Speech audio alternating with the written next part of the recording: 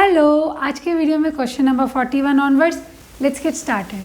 Question number 41, the scientists discovery was so dash that it change the way we understand the universe. अब यहाँ पर ground breaking जो है उसका मतलब होता है कोई भी इनोवेटिव या कोई भी सिग्निफिकेंट न्यू आइडिया जिससे कि पर्सपेक्टिव चेंज हो, जबकि ऑर्डिनरी, इनसिग्निफिकेंट और कंफ्यूजिंग इनका इस कॉन्टेक्स्ट से, डिस्कवरी के कॉन्टेक्स्ट से कोई लेना देना नहीं है। तो option B ground breaking is the right answer. Question number 42 में हमें करेक्ट सेंटेंस बताना है और सेंटेंस है the team has completed there task, the team have completed there task, the team has completed it's task और है the team have completed it task.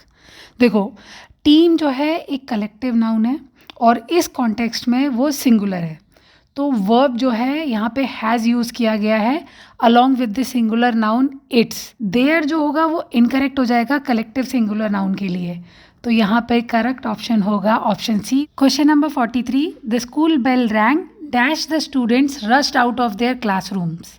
School की bell बज गई, इसीलिए बच्चे अपनी क्लासरूम से बाहर निकल गए। तो इसीलिए के लिए यहाँ पर और, बट और एंड ये तो नहीं आएगा, इसीलिए सो से हमें पता चलता है रिजल्ट या consequence. The school bell rang so the student rushed out of their room. और क्वेश्चन नंबर 44 में हमको एरर बताना है। सेंटेंस दिया है the bouquet of flowers were given to her as a token of appreciation. फूलों के गुलदस्ते को बुके बोलते हैं और बुके जो है वो एक सिंगुलर नाउन है, तो यहाँ पे correct form of verb, singular के साथ में हम वर नहीं लगाते ना, वॉज लगाते हैं, तो यहाँ वॉज गिवन होना चाहिए था, इन्होंने दिया है वर गिवन, तो ये एरर है। Option C is the right answer. Question number 45 में बोला है एंशिएंट का हमको साइनोनियम बताना है। तो एंशिएंट का मतलब होता है कोई चीज़ जो बहुत पुरानी हो, वेरी ओल्ड या फिर from a long time ago. अब यहाँ पे देखो मॉडर्न तो ऑपोजिट हो गया इसका, ओल्ड।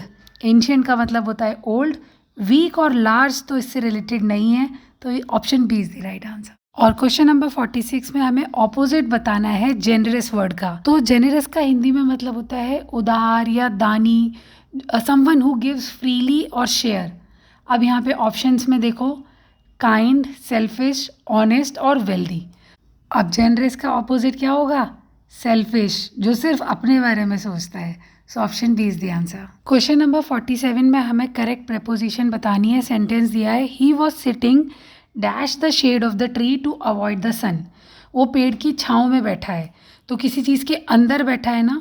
डिस्क्राइबिंग समथिंग बिलो और बीनीथ, तो यहाँ पर आएगा under. He was sitting under the shade of the tree to avoid the sun. Option A is the answer. Question number 48 में हमें phrase a blessing in disguise का मतलब बताना है इन ऑप्शंस में से।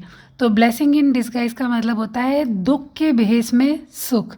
जो चीज़ आपको शुरू में ख़राब लग रही है लेकिन वो होती अच्छी है एक्चुअल में। अब ऑप्शन ए देखो, a good thing that seemed bad at first. और ब्लेसिंग इन डिस्गाइज का मतलब तो यही है ना, दुख के भेस में सुख, तो option A is the right answer. Question number 49 में हमें फिल इन द ब्लैंक्स करना है। सेंटेंस है if she dash earlier she would not have miss the train.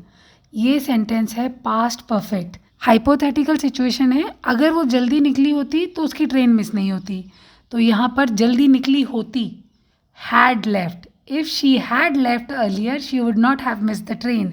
Option C is the answer. Now question number 50 में हमें passage दिया है the little boy was scared to step into the forest because he had heard stories about the wild animals living there. However, his curiosity got the better of him and he decided to explore anyway. Question दिया है what does this phrase his curiosity got the better of him mean? Okay, तो यहाँ पे इस phrase का मतलब है कि बच्चे को इतना इंटेंस क्यूरियोसिटी हो गई कि वो कंट्रोल नहीं कर पाया या अपने आप को रोक नहीं पाया, डर रहा था जंगल में जाने से, फिर भी चला गया क्यूरियोसिटी की वजह से।